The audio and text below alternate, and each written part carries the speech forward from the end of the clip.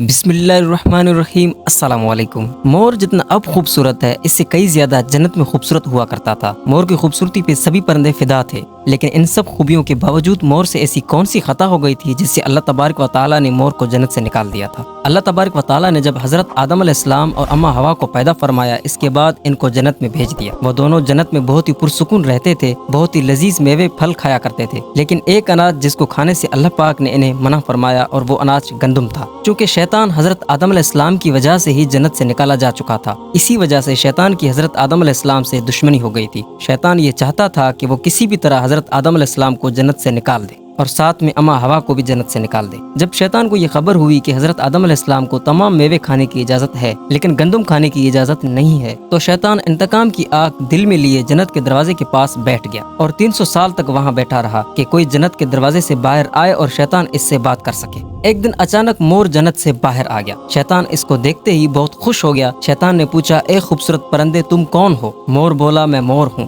اب تم اپنا تعارف کراؤ۔ شیطان نے جواب دیا کہ میں عالم کروبیا کا ایک فرشتہ ہوں، میں اللہ پاک کی عبادت سے ایک پل بھی غافل نہیں ہوں، میں چاہتا ہوں کہ میں جنت میں جاؤں، وہاں کی نعمتوں کا اپنی آنکھوں سے مشاہدہ کروں۔ شیطان مور سے کہنے لگا کہ تم مجھے جنت کے اندر لے جاؤ، میں تمہیں 3 ایسی باتیں بتاؤں گا جس سے تمہیں ابدی زندگی حاصل ہو جائے گی، تمہیں بڑھاپا اور بیماری نہیں آئے گی، تم ہمیشہ جنت میں ہی رہو گے۔ شیطان کی یہ باتیں سن کر لالچ میں آ کر مور نے کہا، مجھ میں تو اتنی طاقت نہیں ہے کہ میں تمہیں جنت کے اندر لے جاؤں، لیکن ایک سانپ میرا دوست ہے، وہ شاید تمہاری مدد کر سکے۔ یہ کہہ کر مور سانپ کے پاس آیا، اس کو اپنی ساری بات بتائی۔ سانپ بھی شیطان کی باتوں سے بہت خوش ہو گیا، پھر شیطان کو اپنے منہ میں چھپا کے جنت میں داخل ہو گیا اور یوں شیطان اپنی چال میں کامیاب ہو گیا۔ جنت کے تمام نگہبانوں کو یہ معلوم تھا کہ شیطان یہ چال چل رہا ہے اور جنت میں داخل ہو چکا ہے۔ فرشتے شیطان کو جنت سے نکالنے لگے، تب ہی اللہ پاک کا حکم ہوا کہ اس کو ابھی تک جنت میں ہی رہنے دیا جائے۔ وہ فرشتے اللہ تبارک و تعالیٰ کے حکم سے رک گئے۔ شاید یہ حضرت آدم علیہ السلام کا امتحان تھا۔ شیطان حضرت آدم علیہ السلام کے پاس اور اماں ہوا کے پاس جا کر اپنی محبت کا اظہار کرنے لگا۔ وہ دونوں ہی شیطان کو پہچان نہ سکے کیونکہ ماضی کے مقابلے میں شیطان کی شکل تبدیل ہو چکی تھی۔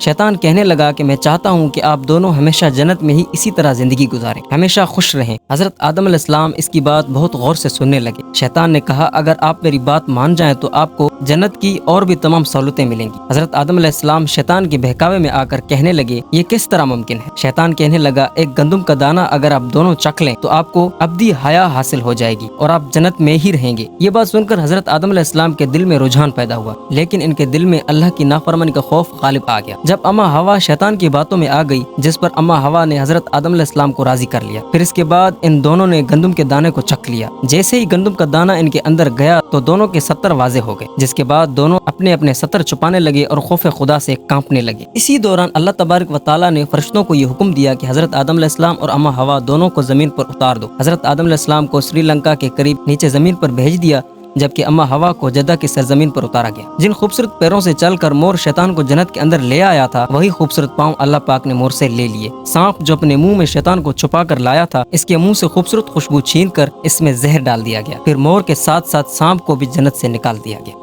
امید کرتا ہوں آپ کو یہ ویڈیو پسند آئی ہوگی۔ اس طرح کی دلچسپ اور معلوماتی اسلامک ویڈیوز دیکھنے کے لیے ہمارے چینل کو سبسکرائب کریں۔ اللہ حافظ۔